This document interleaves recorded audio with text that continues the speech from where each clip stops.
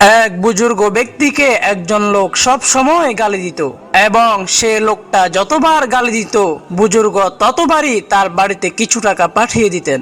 একদিন গালি দেওয়া ওই লোকটি ভাবলো যে আসলে বুজুর্গ লোকটা তো আমার উপকারই করে যাচ্ছেন, সুতরাং তাকে গালি দেওয়ার দরকার কি, এই ভেবে সে লোকটি গালি দেওয়া বন্ধ করে দিল। সেই দিন থেকে বুজুর্গও তাকে টাকা পাঠানো বন্ধ করে দিলেন। লোকটি তখন বুজুর্গকে বললেন, ভাই আপনিই তো আমাকে গালির বদলে টাকা দিতেন, এখন দেন না কেন?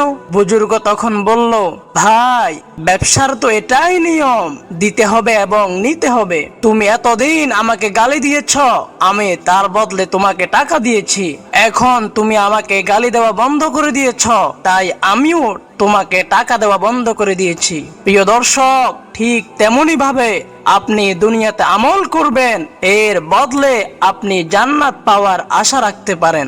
অন্যথায় আপনি নামাজ পড়েন না, ইসলামের বিধিবিধান মানেন না, আবার নিজেকে মুমিন হিসেবে দাবি করেন, এটাই হচ্ছে সবচেয়ে বড় বোকামি।